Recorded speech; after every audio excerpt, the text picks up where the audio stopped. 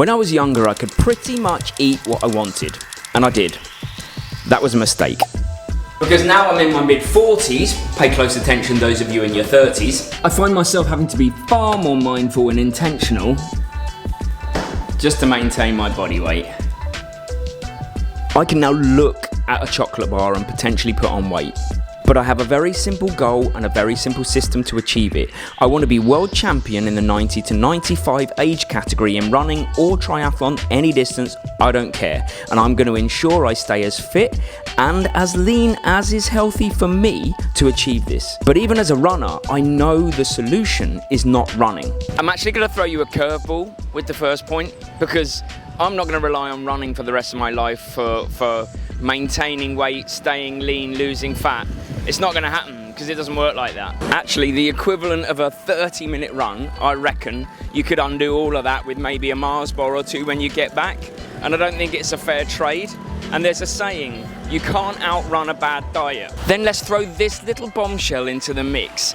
A study a little while ago was published by a guy called Herman Ponzer. I'm not going to give you the full science of it, but let's just say what he found in a constrained energy model is that if you go out for a run and you burn those calories, for the rest of the day the body is looking for balance, so it kind of tries to restrict the amount of calories you therefore burn the rest of the day to find that balance. So by the very action of going running, that you're kind of restricting the calorie burning then that goes on. And I need a way of keeping the engine running the whole time. So here's what we're committing to. We're committing to 10,000 steps a day.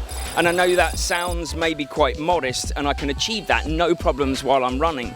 But what I've found already is that now I'm not a PE teacher, now that 10,000 is not a given, and I'm sitting down and I'm editing videos, then on the days that I'm not running, my steps are embarrassingly low. I'll put them on the screen here. I needed to find a way to hold myself accountable, and I needed a way to keep my foot just slightly on the accelerator. It's not all the way on the accelerator like you do when you're running, but I would rather aim aspirationally for 10,000 steps a day and then try and hit it every day. I'm including my running, by the way, in this. And you know what? Steps works as well. Mary, how fit were we when we did the steps challenge? We did 3 weeks when we tried to do about 30,000 steps a day, and then we did a month when we did 30,000 or 25,000, wasn't it? Yeah. How fit were we?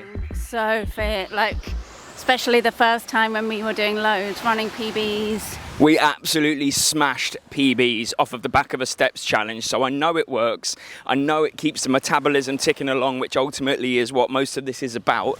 So we're going to commit to it. I mean, there are worse places to do steps challenges than here, right? Let me ask you a question. Do you have a plan before you come into places like this? Because I love these, love all of this, sucker for these, yeah. So before I even step foot in here, I have to take a couple of steps backwards. It comes back to here, and the thought that goes into the food before we even get anywhere near the supermarket, that's really important. In fact, I've said it before, but setting your environment in your house is everything, or it certainly is for me. So is there any chocolate in this cupboard? No, that's diced tomato. Passata, pasta, beans. I mean, look at that is salted broad bean snack. So that's the first part. We just craft our environment so that there's nothing in here that when we're weak and when we're tired, we can default to and eat, like chocolate or sweets, any type of processed foods or bad snacks. But beyond that, when it comes to actual meals, we tend to have a notebook, and what we do is it's as simple as we write down the meals that we want and the ingredients that that meal consists of before we go to the shop. I know this sounds ridiculous, and I know almost everybody does it, but I'm just talking you through my thought process.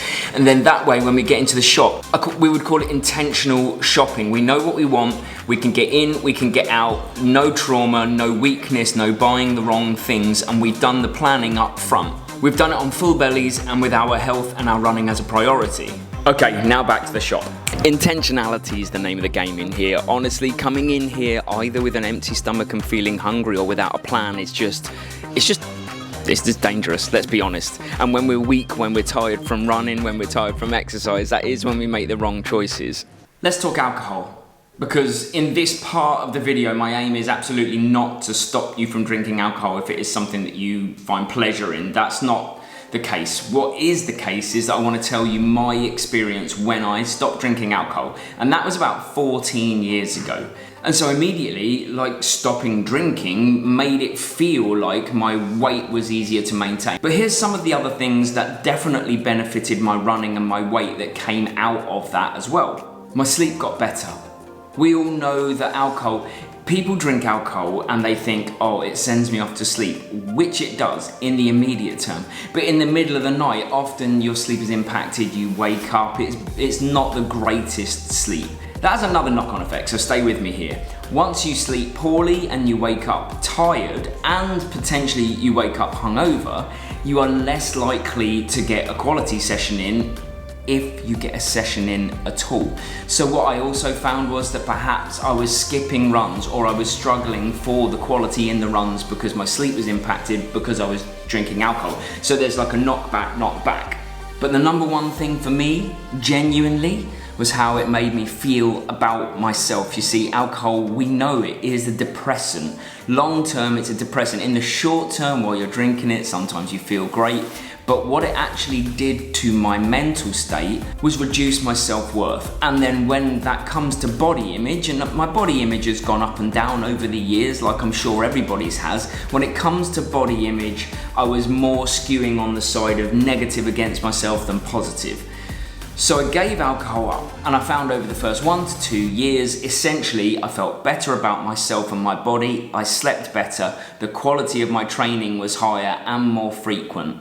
And it was just easier to maintain, let's call it race weight. So while I'm not here to tell you to give up alcohol, I certainly wouldn't do that, each to their own. I'm giving you my experience of how giving up alcohol changed the whole game when it came to running for me. I promise you this, I will never go back.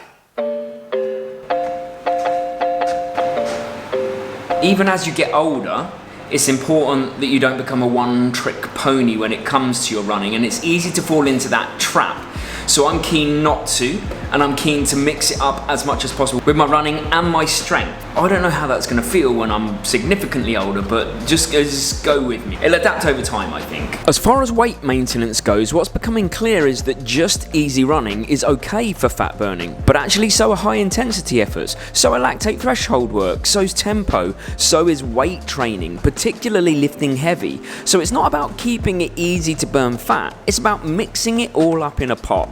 Intensities, workout styles, keep your body guessing and not comfortable, and that's where the long-term gains are the highest. And importantly, focusing on this journey as a fitness journey and not a weight loss one makes us all buy in longer term, and the rest, it'll take care of itself. It's actually so exciting because my plan for life is a little bit like my plan is generally for life, is diversification. So when it comes to investing, we've got a little money squirreled away, and we diversify that money. We put it in different places, stocks, bonds, and we make sure that, you know, we're safe and we're building for our future. And I feel the same way about my training. I'm diversifying right now. I'm on the treadmill. I'm doing marathon-paced efforts. Earlier in the week, I did lactate threshold. Before this training block, I dabbled in some speed work like VO2 max stuff. Lots of long, easy aerobic work as well thrown in there. Sometimes tempo, sometimes fartlek. It's a mix, and I love it. All at the right time, not all together, but I can see myself cycling through that all the way through my life to a level. Obviously, I'm not going to be able to run the same paces, but let's just say when I'm not in a marathon training block, I might have some fun doing some fartlek, some trails. I'm going to mix it up, and that is the golden nugget for how I'm going to stay lean as well, because you have to keep your body guessing. Your body has to constantly be in a state of like, what's coming next? I don't know. And the final thing for me is that I'm going to do this consistently for life. Now, what consistently looks like through seasons and through years might be different, as in sometimes I'll be training for marathons, maybe I'll be training for 5Ks, maybe I'll be training for triathlons. But I will consistently be training, and I will consistently be changing up my training stimulus. Consistently, I'll be strength training, and consistently, I'll be changing up my strength training, maybe higher rocks next time. Ultimately, I will do something all of the time Do I know what it looks like exactly? No, because you have to go with the ebbs and flows of life, you have to go with the injuries, you have to go with the busy times, you have to go with whatever life throws at you, and then you pivot. But I'll always do something. It's so ingrained as part of my life now that actually, I always tell people I'm stuck in the best habit you can possibly be stuck in. I don't know how to get out. So even if I didn't want to exercise, I think my body would just do. Like, it's all I've ever known. It's all I hope to ever know. But I know that it won't look the same as I go through this journey, and that is okay. As long as I'm switching up, as long as I'm doing something, that is always better than nothing. And that is how absolutely I hope to maintain this body weight, body mass, body shape, whatever you want to call it. That's my maintenance technique for life. If you found value in this video but want even more diet specific information, then this video I've selected here is the one for you. It's where I interviewed world famous author Matt Fitzgerald about the best diet for endurance athletes. And if you want to watch how I spent 50 days transforming my own body and mind with just 5 small changes, then the video below is the one for you. Either way, consider subscribing and let's get it.